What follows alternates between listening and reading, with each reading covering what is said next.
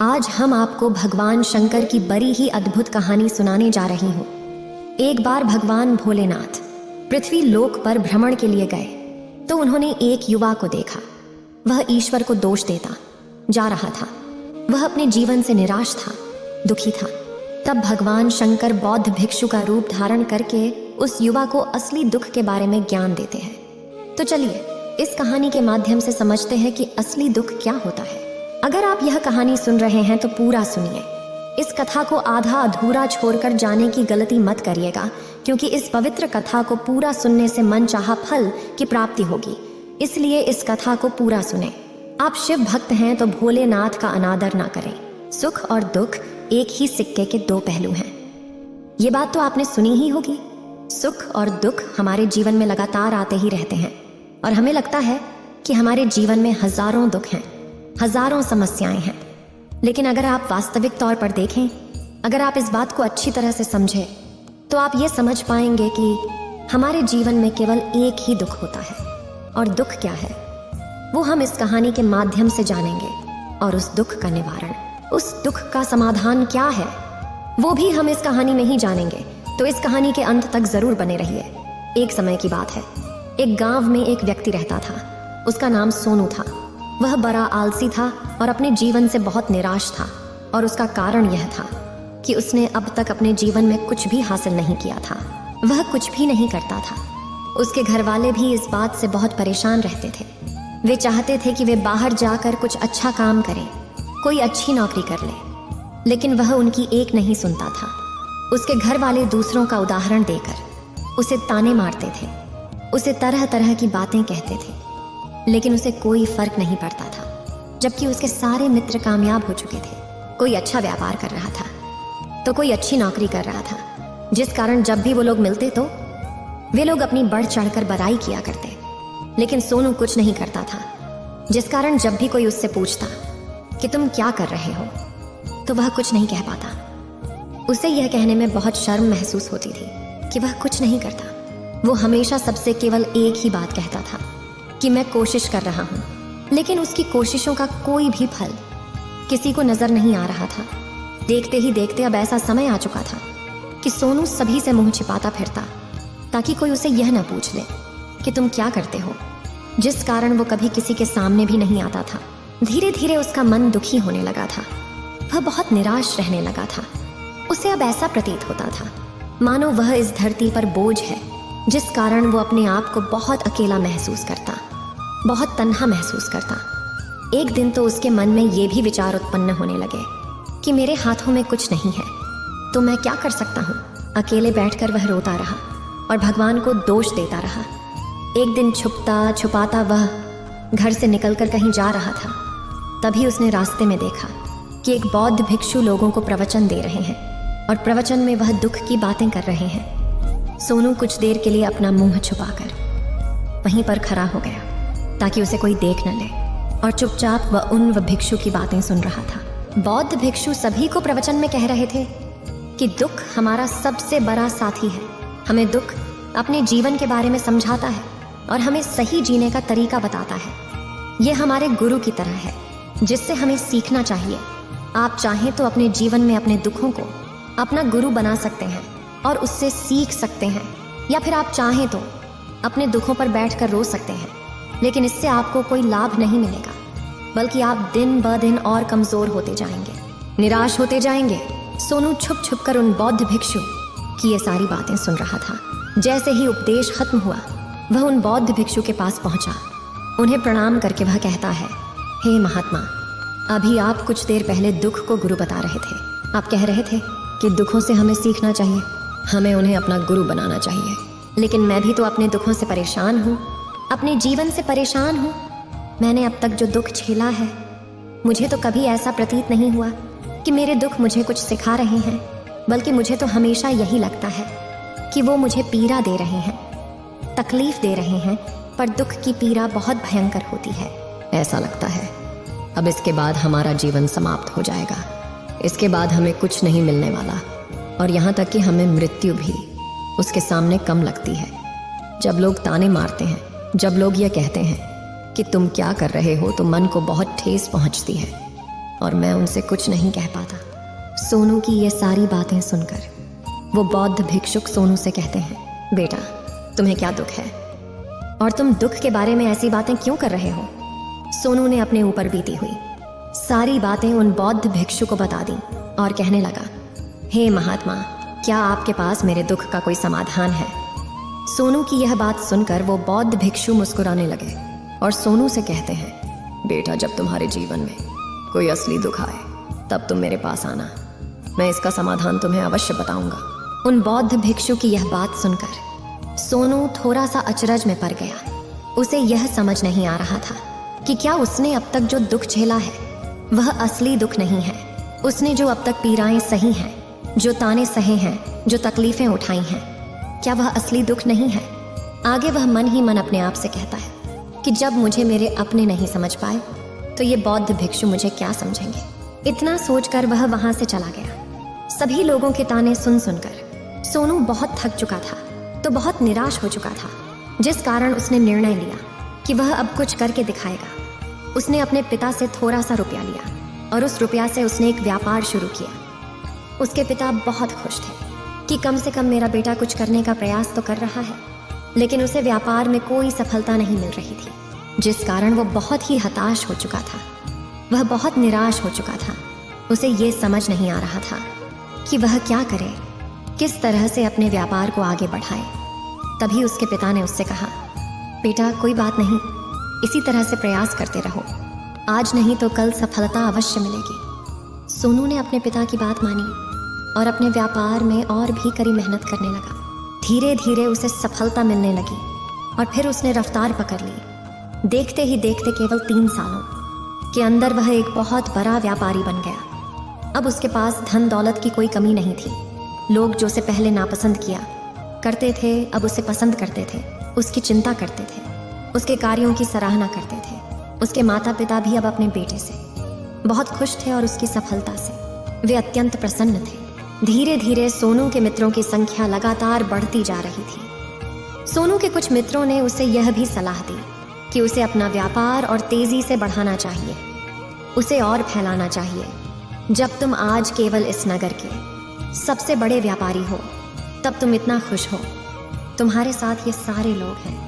वहीं पर तुम सोचो कि जब तुम इस राज्य के सबसे बड़े व्यापारी बन जाओगे तब तुम्हारे यहाँ पर लोगों की भीड़ लग जाएगी। लोग तुमसे मिलने के लिए समय निकालेंगे। यहाँ तक कि इस राज्य का राजा भी तुमसे मिलना चाहेगा, तुम्हारी तारीफ करेगा, और यदि कभी ऐसी जरूरत आन पड़ी तो वह तुमसे धन भी उधार लेने के लिए अवश्य आएगा। सोनू को अपने दोस्त की यह बात बहुत पसंद आई। सोनू ने सोचा कि मेरे मित्र सही कह रहे हैं, मुझे अपने व्यापार को और बड़ा करना चाहिए और फैलाना चाहिए, तभी तो हर कोई मेरे बारे में जान सकेगा, हर कोई मुझे पहचानेगा।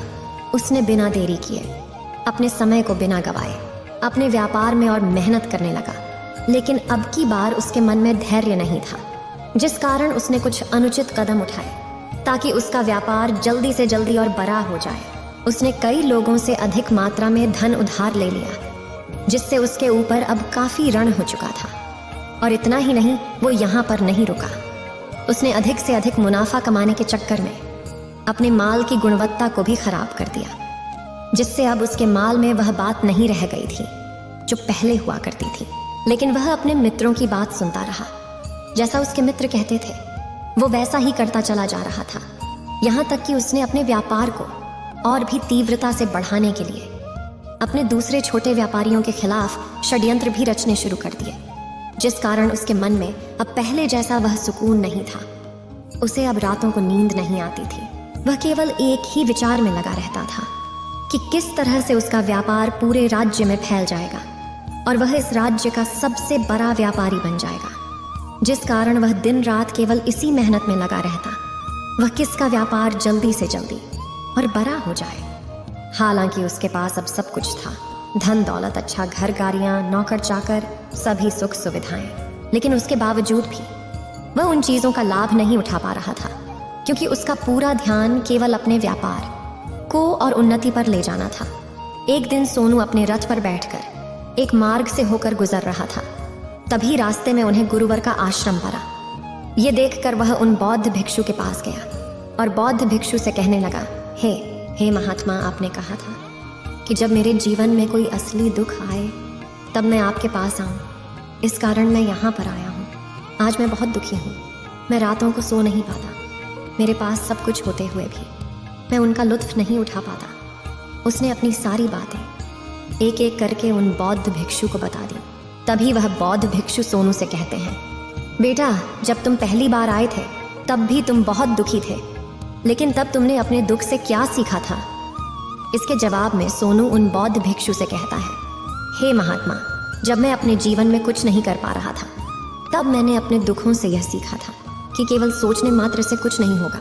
उसके लिए हमें कुछ करना भी पड़ेगा, और केवल कोई कर्म करना ही हमें सफल नहीं बनाता, बल्कि उस कर्म को उसके अंजाम तक पहुंचाना हमें सफल बनाता है।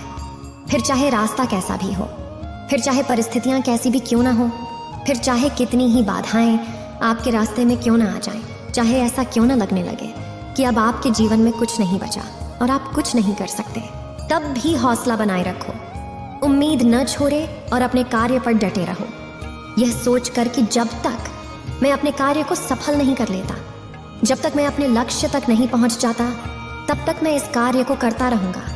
मैं इस कार्य में अवश्य सफल होकर ही रहूंगा। जबकि बाकी लोग केवल सफल लोगों को महत्व देते हैं, उनके कर्मों को नहीं।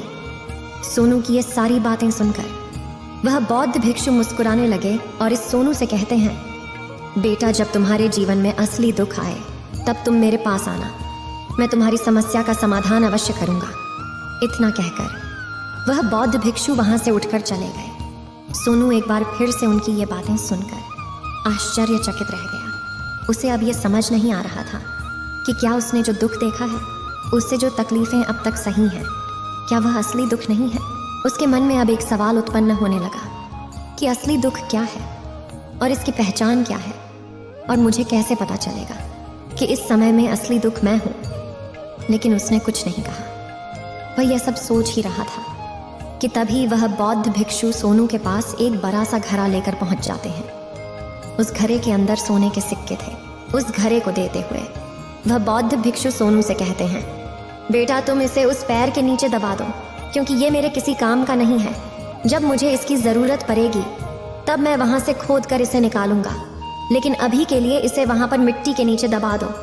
सोनू ने उस बौद्ध भिक्षु की बात मान ली और वो घड़ा उस पैर के नीचे जाकर मिट्टी में दबा दिया। इतना करके वह गुरुवर को प्रणाम करता है और वहां से वापस अपने घर की ओर लौट जाता है। धीरे धीरे समय बीतता गया। समय के साथ साथ सोनू व्यापार में और भी ज्यादा उन्नति कर चुका था, लेकिन माल की गुणवत्ता अच्छी न होने के कारण अब उसके व्यापार में घाटा होने लगा। और धीरे धीरे ऐसा समय आया कि उसका व्यापार पूरी तरह से चौपट हो गया।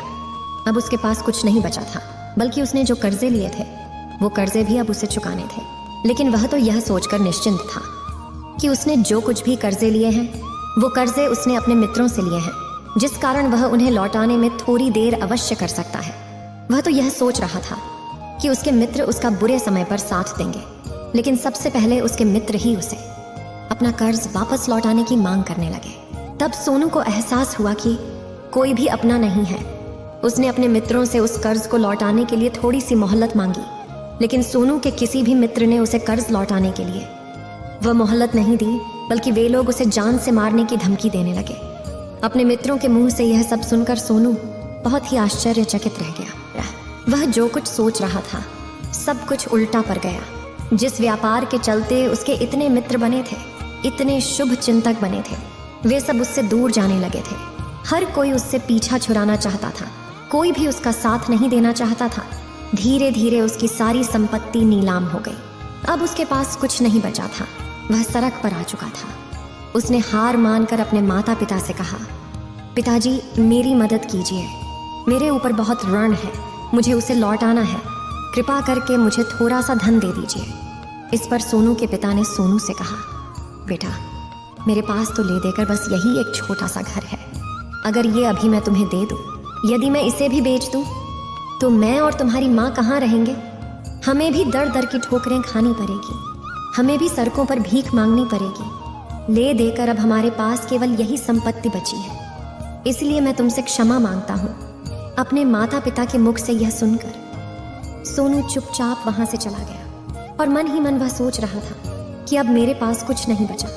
जो था वह तो सब लुट गया, बर्बाद हो गया। अब मैं जीकर क्या करूँगा?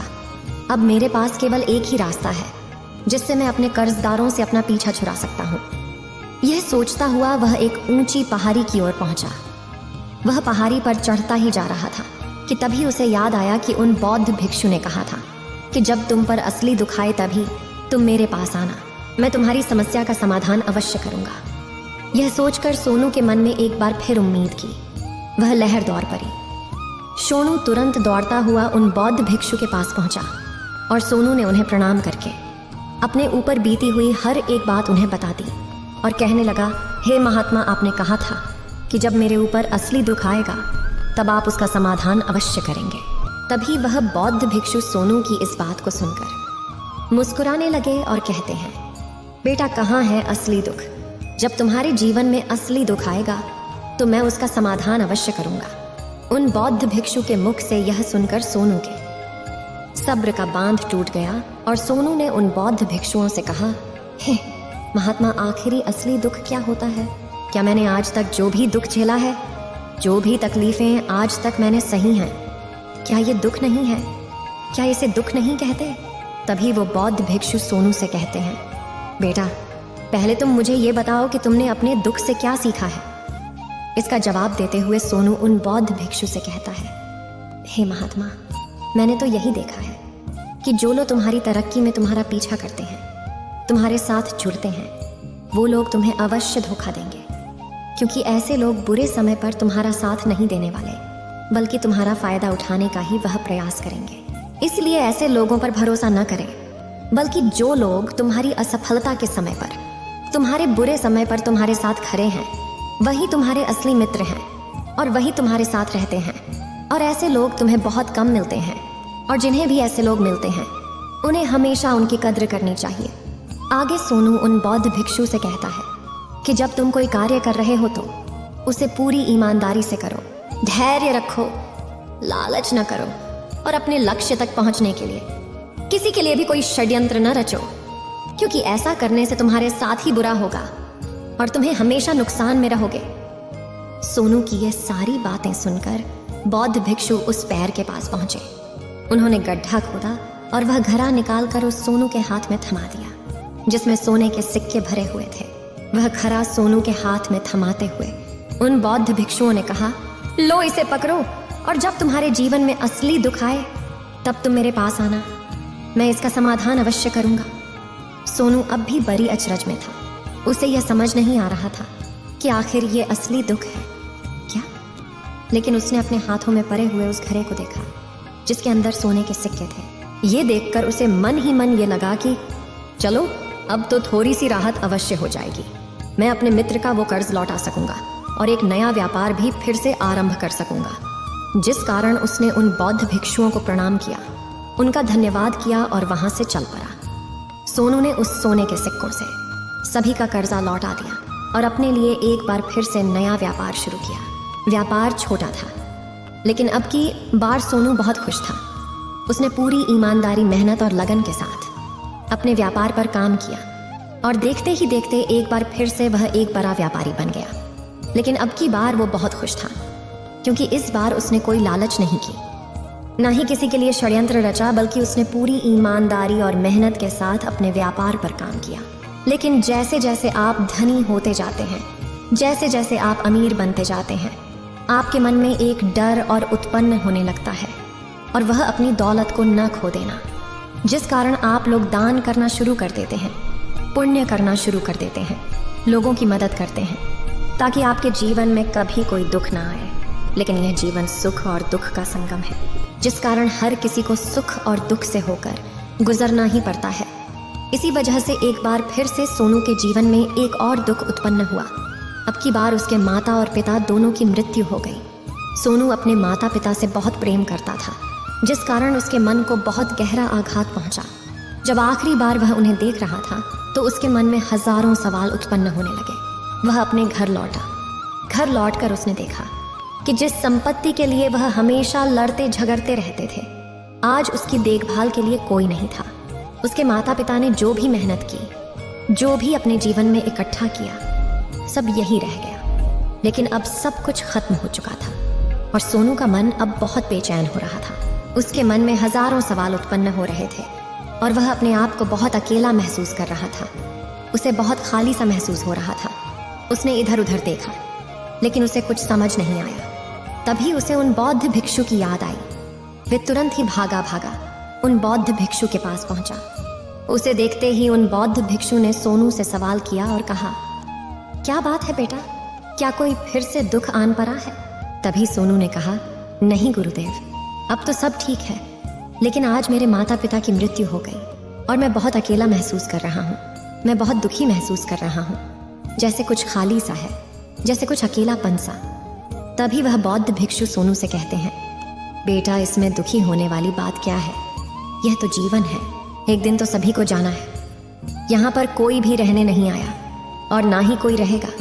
हम सब एक न एक दिन मृत्यु को प्राप्त हो ही जाएंगे और मृत्यु कब आएगी ये किसी को नहीं पता। हो सकता है कि तुम्हारी मृत्यु कल ही हो जाएगी या फिर आज और अभी। यह सुनकर सोनू आश्चर्यचकित रह गया। उसने उन बौद्ध भिक्षु से कहा, हे महाराज, आप ये क्या कह रहे हैं? मैं तो अभी जवान हूँ और मुझे तो अभी अपनी पूरी उम्र जीना है। मैं तो जीना चाहता हूँ, कुछ करना चाहता हूँ, और आप कह रहे हैं कि मैं कभी भी मृत्यु को प्राप्त हो सकता हूँ। इस पर वो बौद्ध भिक्षु सोनू से कहते हैं, बंदे, इस भ्रम में मत रहना कि मृत्यु केवल बूढ़े को आती है। बूढ़ों के सामने तो उनके जवान बच्चे तक मर जाते हैं। मृत्यु कभी किसी की उम्र देखकर नहीं आती और ना ही किसी को बताकर आती है। उन बौद्ध भिक्षु के मुख से ये सारी बातें सुनकर सोनू और भी ज्यादा बेचैन हो गया और वो चुपचाप वहां से चला गया। उसके मन का वो खालीपन अब भी वैसे ही था। वह भी अपने आप को बहुत अकेला महसूस कर रहा था। उसके बाद से उसका मन अपने व्यापार में भी नहीं लगता।